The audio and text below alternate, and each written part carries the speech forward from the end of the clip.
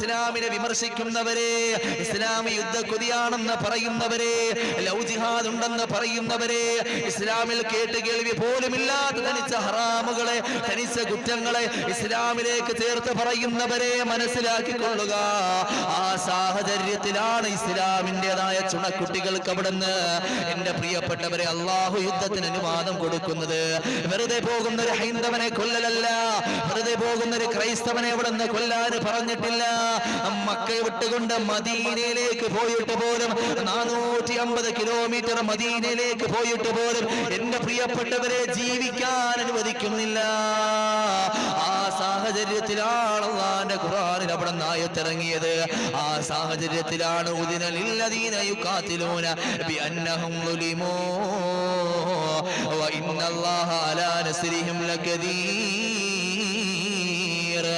ഈ ആയത്ത് അവിടെ ഇറങ്ങുന്നത് അല്ലാഹു യുദ്ധത്തിന് അനുവാദം കൊടുത്തുകൊണ്ട് പടച്ച തമ്പുരാന് നിങ്ങളെ സഹായിക്കാറുണ്ട്. നിങ്ങളോട് യുദ്ധം ചെയ്യാൻ കടന്നു വരുന്നവര്, നിങ്ങളുടെ ദീനിൽ നിന്ന് നിങ്ങളെ പുറത്താക്കാൻ കടന്നു വരുന്നവര്, നിങ്ങളുടെ വീടുകൾ കയറി നിങ്ങളെ ആക്രമിക്കുന്നവര്, അങ്ങനെ ആക്രമിക്കുന്നവരോട് നിങ്ങളും അവിടുന്ന് തിരിച്ചവരെ പ്രതിരോധിക്കുക, അവരോട് യുദ്ധം ചെയ്യുക എന്ന് പറഞ്ഞുകൊണ്ടാണ് പ്രിയപ്പെട്ടവരെ ആയത്തിറക്കുന്നത്. അല്ലാതെ കടന്നു പോകുന്നൊരു നിരപരാധിയായ ഒരു ബഹുദൈവ വിശ്വാസി, ഒരു അവിശ്വാസി, അവൻ അല്ലാഹുവിൽ വിശ്വാസമില്ല, ശരി തന്നെ, അവനെ പിടിച്ചവനെ നിർബന്ധ പരിവർത്തനം നടത്താൻ പറയുന്നില്ല, അവനെ പതിയിരിഞ്ഞുകൊണ്ട് അവനെ അവിടുന്ന് വകവരുത്താൻ പറയുന്നില്ല. ഒരായത്തിന്റെ പ്രിയപ്പെട്ടവരെ അങ്ങനെ കാണിച്ചു തരാൻ കഴിയോ? ഇസ്ലാമിനെ കരിവാരത്തേക്കാൻ വേണ്ടി കടന്നു വന്നവരെ ഇങ്ങനെ പറഞ്ഞുകൊണ്ട് ഇങ്ങോട്ട് ആക്രമിക്കാത്ത പക്ഷം ഫലാ ഉദ്വാന അലയ്യ ഫലാ ഉദ്വാന ഇല്ലാ അലൽ ളാലിമീൻ, ആക്രമിക്കുന്നവരോടല്ലാതെ തിരിച്ചക്രമമില്ല എന്ന് പറഞ്ഞ പരിശുദ്ധമായ ദീനുൽ ഇസ്ലാമിനെ അവിടുന്ന് സനാതന മൂല്യങ്ങളെ കരിവാരിത്തേക്കാൻ കടന്നു വന്നവര് എന്റെ പ്രിയപ്പെട്ടവരെ ഈ ആയത്തുകളെയൊക്കെ അവർ കാണാതെ പോവുകയാണ്. ലാ യൻഹാകുമുല്ലാഹു അനില്ലദീന ലം യുഖാതിലൂകും ഫിദ്ദീൻ വലം യുഖ്രിജൂകും മിൻ ദിയാരികും അം തബറൂഹും വതുഖ്സിതു ഇലൈഹിം ഇന്നല്ലാഹ യുഹിബ്ബുൽ മുഖ്സിതീൻ.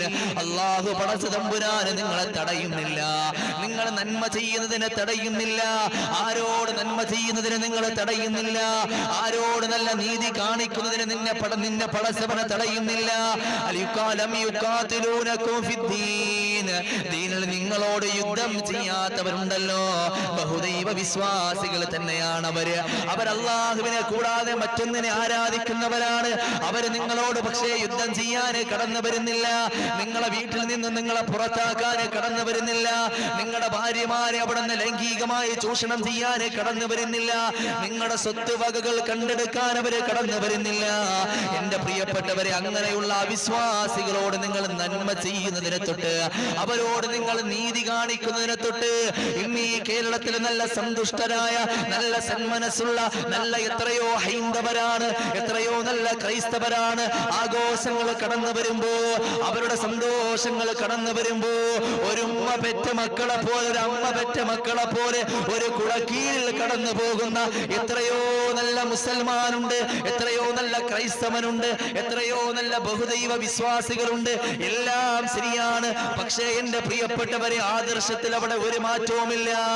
ഏകനായ തമ്പുരാൻ ആരാധനയ്ക്കർഹൻ അല്ലാഹു മാത്രമാണ്. പക്ഷേ അത് ഉറക്കെ മനസ്സിലൊരു മുസൽമാൻ ഉറക്കെ അവിടെ നിന്ന് നാവ് കൊണ്ട് പറഞ്ഞ് ഹൃദയം കൊണ്ട് ഉറച്ച് വിശ്വസിക്കുമ്പോൾ ഈ ആയത്തുകൾ പറയുന്ന കാര്യം എന്തെന്നറിയോ?